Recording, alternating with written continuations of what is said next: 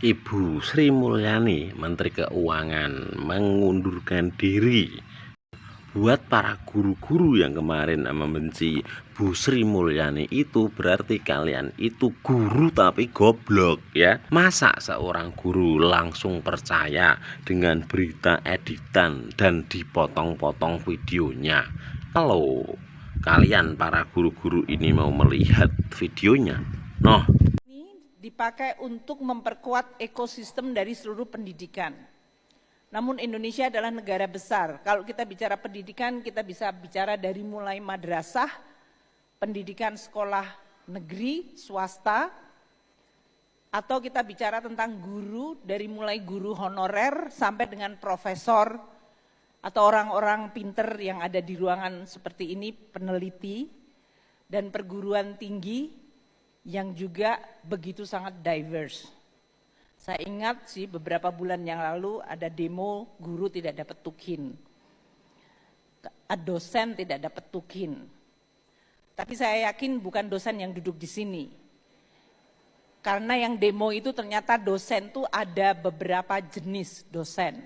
Untuk hari ini kami mengelola APBN untuk anggaran pendidikan berdasarkan ekosistem pendidikan.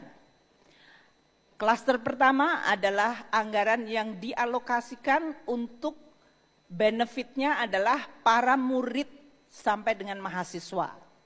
Itu dari biaya operasi sekolah yang dihitung per kapita dari murid, PIP, yaitu beasiswa untuk pelajar, KIP, beasiswa untuk kuliah, beasiswa sampai dengan pasca sarjana, dan juga berbagai hal yang tujuannya adalah investment, manfaatnya adalah kepada murid tersebut.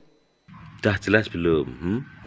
Bu Sri Mulyani ini menjadi Menteri Keuangan sejak tahun 2005. Di zaman Pak SBY itu 2 periode, zaman Pak Jokowi 2 periode, dan di era Pak Prabowo sampai Bu Sri Mulyani itu mengundurkan diri. Nah, dan di saat rumah Ibu Sri Mulyani itu didatengin banyak warga dan dijarah kekayaannya, Ibu Sri Mulyani ini sudah meminta perlindungan sama Menteri Pertahanan, dan yang didatangkan ke rumah Bu Sri Mulyani itu hanya 20 orang. Apakah itu sudah disetting? Saya kasih tahu ya, goblok.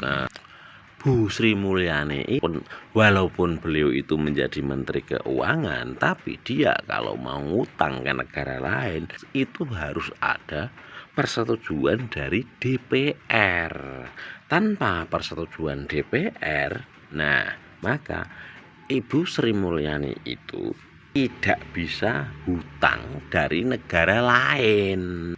Dan saat Bu Sri Mulyani itu mengenalkan wakil Menteri Keuangan itu adalah keponakannya Pak Prabowo. Sedangkan keponakannya Pak Prabowo juga menjadi wakil Menteri Keuangan.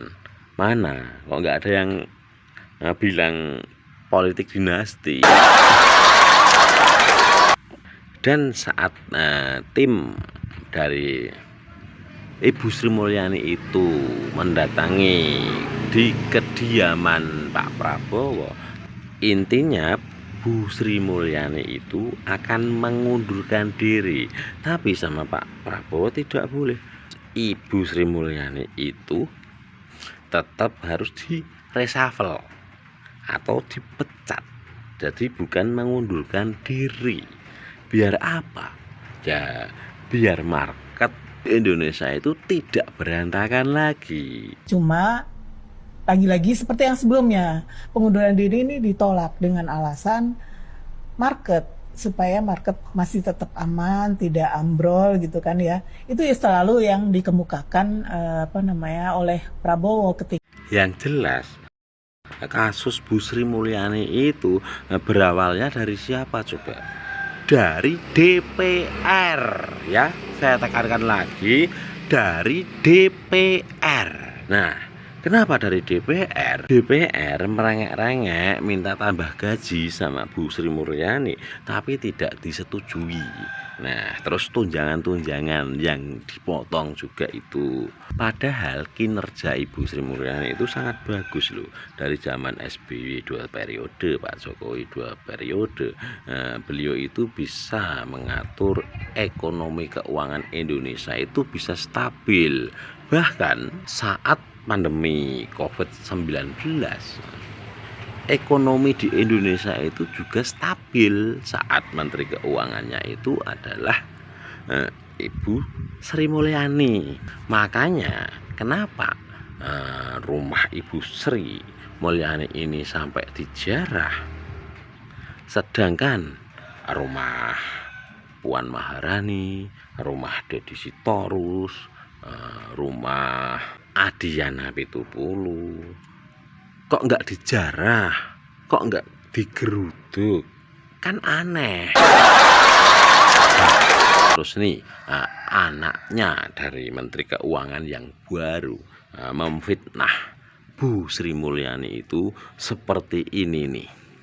Sosok Yudo Sadewa, anak dari Menteri Keuangan Menkeu Purbayayudi Sadewa, sedang jadi sorotan karena postingannya di Instagram Story. Ia menuliskan kalimat kontroversial yang menyebut Menteri Keuangan sebelumnya sebagai agen CIA Amerika. Alhamdulillah, ayahku melengsarkan agen CIA Amerika yang menyamar menjadi menteri. Demikian kalimat yang diduga ditulis Yudo Sadewa pada akun Ifdos 4 Dewa. Selain menyindir Sri Mulyani, Yudo juga sempat mengekspresikan kegembiraannya atas pencapaian sang ayah menjadi Menkeu. Nah, walaupun beliau itu anak pejabat, tapi kalau saya suruh tanding di atas ring sama anaknya Menteri Keuangan yang baru itu saya siap. Apalagi sama Menteri Keuangan yang baru itu saya siap. Ya, saya siap di atas ring. Gini ya Pak ya.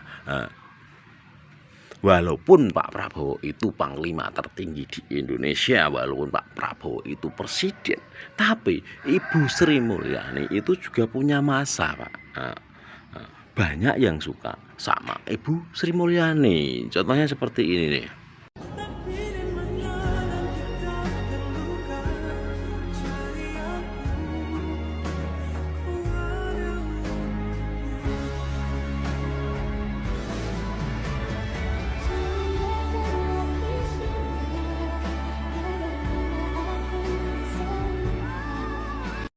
Saat internasional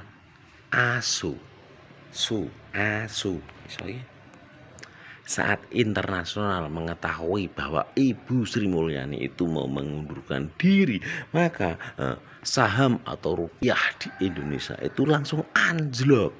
Maaf ya Pak ya, dulu waktu kampanye saya selalu mendukung Pak Prabowo Gibran, tapi kalau kali ini saya tetap mendukung Ibu Sri Mulyani, walaupun saya itu akan Anda senyapkan. Ndak apa-apa Pak, saya rela mati demi negara.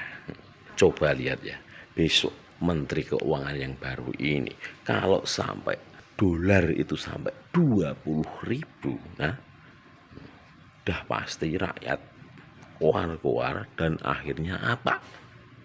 Pak Prabowo akan dilengsarkan.